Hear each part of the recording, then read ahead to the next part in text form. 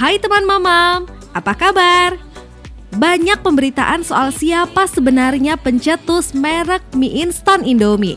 Selama ini banyak orang mengira Indomie diciptakan oleh Sudono Salim alias Lim Sielong karena perusahaan itu kini memegang produksi atas Indomie. Namun belakangan mulai terkuak. Bukan Salimlah yang berada di balik penciptaan Indomie, melainkan seorang pengusaha bernama Jayadi Jaya. Benarkah demikian? Dan bagaimana peristiwa sebenarnya? Simak video berikut ini. Tapi sebelum itu, jangan lupa tekan dulu tombol subscribe-nya agar kami selalu semangat menghadirkan informasi kuliner dunia lainnya.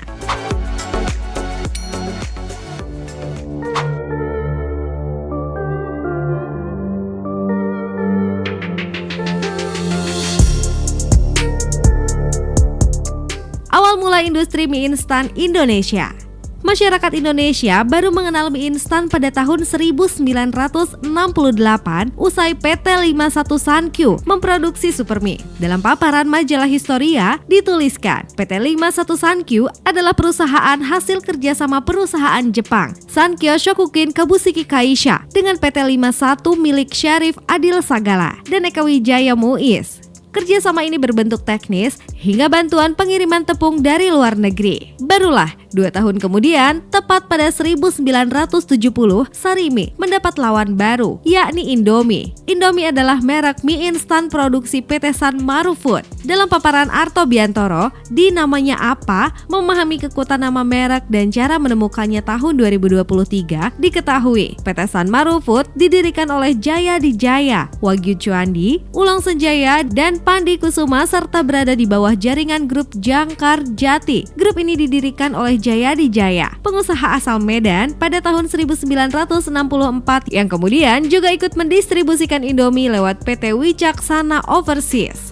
Persaingan bisnis mie awalnya berjalan biasa saja hingga akhirnya muncul pendatang baru yakni Sarimi pada awal 1980-an. Sarimi didirikan oleh Sudono Salim lewat PT Sarimi Asli Jaya. Menurut Richard Borsuk dan Nancy Chung dalam Lim Siaolong dan Salim Group pada tahun 2016, alasan Salim terjun ke industri mie berkaitan dengan kelangkaan beras di Indonesia pada akhir 1970-an. Semua orang tahu, beras adalah makanan yang tidak bisa tergantikan oleh masyarakat Indonesia. Pada saat krisis beras, sudah pasti pemerintah dan swasta berputar otak untuk mencari pengganti beras. Kebetulan, ketika itu, industri tepung di Indonesia berjalan positif usai berdirinya pabrik tepung pertama di Indonesia, yaitu PT Bogasari yang juga didirikan oleh Salim, Juhar Sutanto, Ibrahim Rishad, dan Sudwikat Mono. Keempatnya juga dikenal sebagai Gang of Four, persekutuan para pengusaha di era awal Orde Baru. Pada titik inilah, Salim ingin memproduksi mie dengan tujuan menggantikan beras sebagai makanan pokok masyarakat. Keinginan ini lantas disetujui oleh pemerintah sebagaimana dituturkan Pie Tiao dalam memoarnya My Grains of My Life tahun 2010. Pemerintah secara terang-terangan mendorong grup Salim untuk mengkampanyekan kelebihan mie dan roti kepada masyarakat. Dari sini, Salim rupanya cukup serius soal produksi mie. Mengutip paparan Richard Borsuk dan Nancy Chung, Salim rela memesan 20 lini produksi dari pemasok Jepang. Setiap lini bisa memproduksi 100 juta bungkus mie instan. Artinya ada miliaran bungkus mie yang diproduksi grup Salim. Atas dasar ini, Salim cukup percaya diri menyaingi Supermie dan Indomie. Namun rasa percaya diri itu sirna ketika situasi berubah di pertengahan 1980-an. Tanpa diduga, stok beras Indonesia kembali membaik. Bahkan di tahun 1984 sudah bisa swasembada. Cita-cita Salim mengubah makanan utama masyarakat dengan mie akhirnya gagal total. Semua yang sudah dilakukan dari mulai membangun pabrik, berinvestasi, dan kerjasama menjadi sia-sia. Dan semua itu tidak bisa dibatalkan, alias harus tetap berjalan. Sadar bingung mendistribusikan miliaran bungkus mie instan, Salim lantas mendekati pesaingnya, yakni Jayadi, yang merupakan pemilik Indomie. Persekutuan Salim dan Jayadi. Kalian konsumen tepung saya, kami punya kelebihan lini. Bisakah kalian melakukan sesuatu? Sebab saya tidak mau bersaing dengan kalian. Tutur ulang Anthony Salim saat mendekati Indomie, dikutip dari riset Richard Borsuk dan Nancy Chung. Tawaran itu membuat Jayadi berada di posisi sulit. Dia tahu bahwa produksi Indomie bergantung pada Bogasari, tetapi dia juga tidak mau menerima tawaran itu. Alhasil, terjadilah penolakan oleh Jayadi. Meski dia tahu menjadi pesaing Salim di Orde Baru bukanlah hal mudah. Dari sinilah Sarimi bertarung melawan Indomie. Dalam pertarungan ini, Salim berani mengeluarkan biaya fantastis hingga 10 juta US dollar untuk memasarkan produk mie dengan harga di bawah Indomie. Singkat cerita, strategi ini pada akhirnya membuat Indomie takluk. Sarimi sukses menguasai 40% pasar mie instan Indonesia. Berkat kesuksesan inilah, Salim percaya diri dan kembali menawarkan proposal kerjasama kepada Jayadi. Namun kali ini Jayadi terpaksa harus mengakui kehebatan Salim. Dia menyetujui tawaran tersebut dan sepakat membentuk perusahaan patungan bernama PT Indofood Interna pada tahun 1984.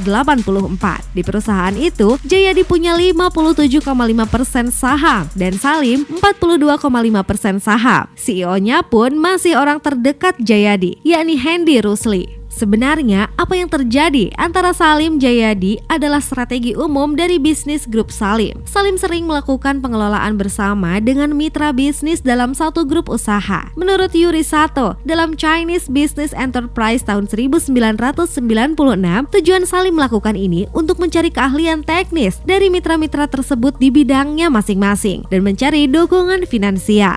Dalam kasus PT Indofood Interna, strategi ini berjalan lancar. Bahkan perusahaan patungan ini sukses menguasai pasar dan mampu mengakuisisi merek kompetitor yakni Supermi besutan PT 51 Sankyu. Namun, seiring waktu terjadi perubahan pengelolaan di tubuh perusahaan. Perceraian Salim dan Jayadi. Masih mengutip paparan Richard Borsuk dan Nancy Chang. Perlahan tapi pasti, kontrol PT Indofood Interna bergeser dari Jayadi ke Salim Group hingga menguasai seluruh perusahaan. Pada titik ini, Jayadi terpaksa angkat kaki karena mereka bertikai sendiri dan akhirnya kami mendapatkan mayoritas. Ada 5 atau 6 orang dalam kemitraan mereka dan mereka tidak akur. Bola jatuh berserakan dan kami memungut kepingan-kepingannya. Tutur Anthony Salim saat ditanya Richard Borsuk soal perubahan kelola PT Indofood Interna. Sejak itu, Salim menguasai Indomie dan memasukkannya ke dalam induk perusahaan PT Indofood Sukses Makmur pada tahun 1994. Ketika itu terjadi, tak ada perlawanan dari Jayadi. Dia diam 1000 bahasa menyikapi peristiwa itu. Dan ini menjadi kewajaran sebab Salim dekat dengan Presiden Soeharto. Jadi tidak ada gunanya mengeluh dan protes atas kejadian itu, sehingga lebih baik diam untuk terhindar dampak lanjutan. Barulah setelah Soeharto lengser pada 21 Mei 1998, Jayadi mulai buka suara dan berani melawan balik Salim yang ketika itu bisnisnya berdarah-darah. Genderang perang pun dimulai. Dalam laporan Wall Street Journal 2 Februari 1999, Jayadi mengaku terpaksa menjual perusahaannya beserta 11 mereknya, termasuk Indomie dan Chiki, kepada PT Indofood Interna Corp.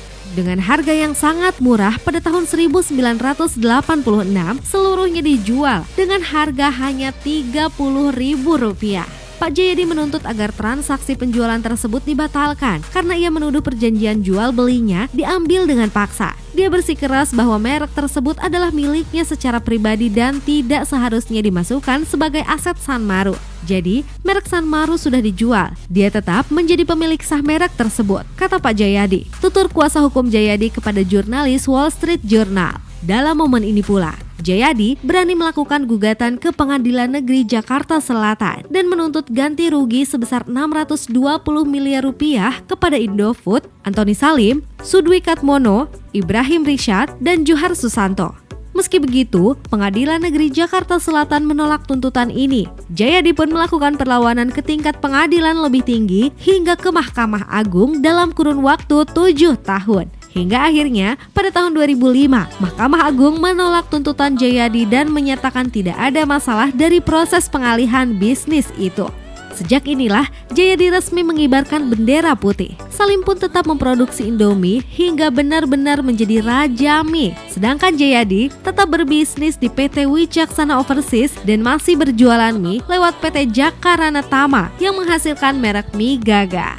Itu tadi sekelumit perseteruan dan sejarah singkat mengenai bisnis mie instan yang sedang ramai diperbincangkan kembali akhir-akhir ini. Gimana menurut kalian teman mama? Udah coba dua-duanya kan? Rasa mana nih yang melekat di lidah kalian? Tulis di kolom komentar ya. Sampai di sini dulu video Mama Lover kali ini. Jangan lupa bantu channel ini untuk terus berkembang dengan menekan tombol like, comment, share, dan subscribe. See you!